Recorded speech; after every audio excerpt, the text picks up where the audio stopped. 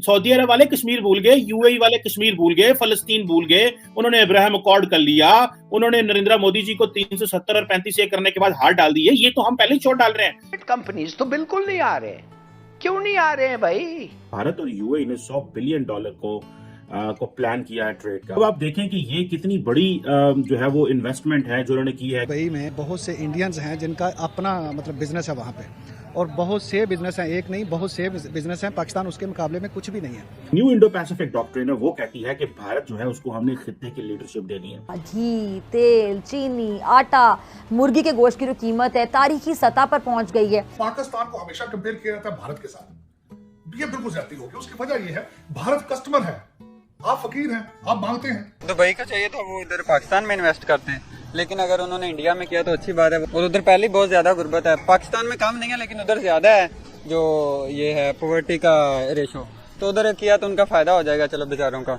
UAE India की तरफ बढ़ रहा है, अपना हाथ आगे बढ़ा रहा है एक मुस्लिम मुल्क को छोड़ के। सऊदी अरब और यूएई को भी देखा यार, मैं कहाँ अलाइन करूँ, मैं किसके साथ मेरा लॉन्ग टर्म इंटरेस्ट है। एफएटीएफ में जो हम आज तक फंसे हुए हैं ना, ये वही वो ड्रग्स के पैसे हैं, वही वो गन्स के पैसे हैं, ये वही वो गलत कामों के पैसे हैं, ये वही ह्यूमन स्मगलिंग के पैसे हैं जो आज तक हमें फंसा के रखा हुआ है जिन्होंने। हम आगे बढ़ना चाहते हैं मगर ये ऑल कंट्रीज जो है वो हमें आगे आने नहीं देना चाहते। उनका एक ही मकसद है कि जी मुसलमानों को दबा दो। भी पहले भी इन्होंने किया था इन्वेस्ट उधर अफगानिस्तान में, और इनकी किस्मत बुरी कि उधर भी इनकी इन्वेस्टमेंट जो है वो डूब गई। अब इनकी अपनी डूबी है, ये चाह रहे बाकी जो कंट्री है उनकी भी डूबे। अब अपने मुल्क में लाके उनका नुकसान करना चाह रहे हैं, जैसे उनका अपना अफगानिस्तान में हुआ ना, अब ये चाह रहे हैं दुबई का भी हो ताकि हमारे इक्वल आ जाए। इमरान खान साहब ने तो कह दिया कि इंशाअल्लाह आगे भी IMF के पास जाएंगे। ये यूएई ने $100 बिलियन को प्लान किया है ट्रेड का। भारत जो है उसको ये एडवांटेज है कि वो तकरीबन अपनी 40% जो ट्रेड है वो अपनी जो अरब ममालिक के साथ, अरब वर्ल्ड के साथ करेगा। अब आप देखें कि ये कितनी बड़ी जो है वो इन्वेस्टमेंट है जो उन्होंने की है। सऊदी अरब वाले कश्मीर भूल गए, यूएई वाले कश्मीर भूल गए, फलस्तीन भूल गए, उन्होंने अब्राहम अकॉर्ड कर लिया, उन्होंने नरेंद्र मोदी जी को 370 और 35 करने के बाद हार डाल दी है। ये तो हम पहले ही चोट डाल रहे हैं, ये तो हम कर रहे हैं। ये तो भाई आपने गूगलियां मारी हुई हैं, आप कामयाब हैं इसमें। कंपनीज तो बिल्कुल नहीं आ रहे, क्यों नहीं आ रहे हैं भाई? इसलिए प्राइम मिनिस्टर साहब के आपके रेगुलेशंस और आपके टैक्स रेट्स और आपके पावर चार्जेस ऐसे हैं कि कोई आएगा ही नहीं। कि जब 370 कश्मीर का मसला था, जब पाकिस्तान एंगेज था पूरे तरीके से कश्मीर में, उस वक्त आपकी मिडिल ईस्ट स्टेटें जो थी वो बुला के मोदी साहब को अपने हाईएस्ट अवार्ड देती रही। फिर उसके बाद दुबई ने जाके कश्मीर के अंदर हैवी इन्वेस्टमेंट के जो प्रोजेक्ट हैं वो शुरू कर दिए। तो इस वक्त पाकिस्तान उस चीज में अकेला तनहा होता जा रहा है। उसकी वजह यह है कि सारी दुनिया चीजें अपनी खोल रही है, ट्रेड की तरफ तवज्जो दे रही है। हमारे प्राइम मिनिस्टर हर जहां खड़े होते हैं वो रियासत मदीना के गीत गाते हैं। दुबई में मुत्तहिदा अरब इमारात में बहुत से इंडियंस हैं जिनका अपना मतलब बिजनेस है वहाँ पे, और बहुत से बिजनेस हैं, एक नहीं बहुत से बिजनेस हैं। पाकिस्तान उसके मुकाबले में कुछ भी नहीं है। वहाँ पे बड़ी बड़ी जो मल्टीनेशनल कंपनी है ना वो इंडिया की ही है, और उनके बगैर उनकी ट्रेड चल नहीं सकती। इतना मतलब उनका स्ट्रांग होल्ड है वहाँ पे कि ये जो हमारे लोग भी जाते हैं ना ये भी उन्हीं के पास काम करते हैं। अब जब यूएई ने इसराइल को रिकॉग्नाइज किया तो इंडिया और यूएई का रास्ता भी खुल गया। और आपको पता है कि फॉर लॉन्ग यूएई और इंडिया के जो ताल्लुकात थे अरब वर्ल्ड वो बड़े डोरमेंट रहे, बिकॉज एक तो पाकिस्तान का बड़ी देर प्रेशर रहा, पाकिस्तान ने मुस्लिम उम्मा OIC कश्मीर के मसले को बड़ा पकड़ के रखा। अब वो सारी चीजें जो हैं वो पीछे हट गई हैं और वो कहते हैं कि फाइन नहीं, हमने ये नहीं करना। न्यू इंडो पैसिफिक डॉक्ट्रिन है वो कहती है कि भारत जो है उसको हमने खित्ते की लीडरशिप देनी है।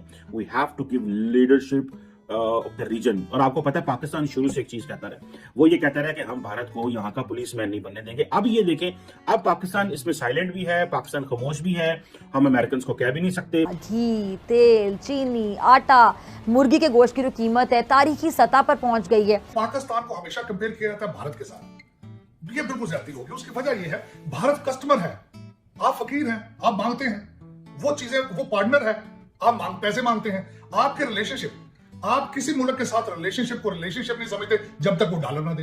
दुबई का चाहिए तो वो उधर पाकिस्तान में इन्वेस्ट करते हैं, लेकिन अगर उन्होंने इंडिया में किया तो अच्छी बात है, वो भी हमारे हमसाए हैं। और उधर पहले बहुत ज्यादा गुर्बत है, पाकिस्तान में कम नहीं है लेकिन उधर ज्यादा है जो ये है पॉवर्टी का रेशो, तो उधर किया तो उनका फायदा हो जाएगा। चलो बेचारों का। यानी आपने कौन से प्रोजेक्ट्स बनाए हैं कि आपने गूगल खोल के भी नहीं देखा? इंडिया का जो पॉवर्टी रेशो है वो 6% और पाकिस्तान का 39% है। लेकिन वो उनका ज्यादा है ना, वो शो कम करवाते हैं, पाकिस्तान वाले शो ज्यादा करवा रहे हैं।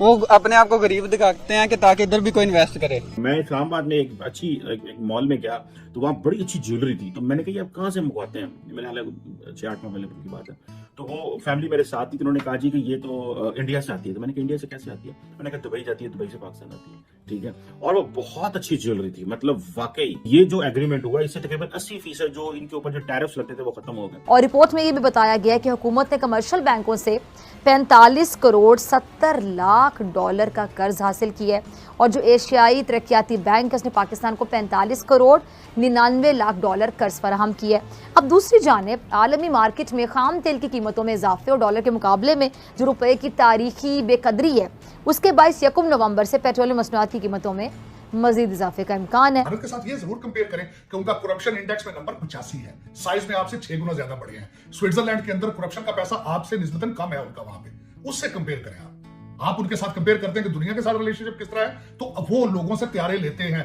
लोगों के साथ कस्टमर डील, उनके साथ उनके ट्रेड रिलेशनशिप है, खराज मांगने नहीं जाते। आप जहां जाते हैं खराज मांगते पैसे मांगते हैं। यूएई इंडिया की तरफ बढ़ रहा है, अपना हाथ आगे बढ़ा रहा है, एक मुस्लिम मुल्क को छोड़ के वो एक दूसरी कंट्री की तरफ ज्यादा अप्रोच दे रहा है उनको हर चीज में, और वो उनको फायदे भी बहुत ज्यादा दे रहा है। तो अब हमारे पाकिस्तान के लोग, उनको भी चाहिए, गवर्नमेंट को चाहिए कि वो ऐसे अप्रोचेस बनाए ताकि दूसरे ममालिक के लोग हमारी तरफ भी आए। सऊदी अरब और यूएई को भी देखा यार, मैं कहाँ अलाइन करूँ, मैं किसके साथ मेरा लॉन्ग टर्म इंटरेस्ट है।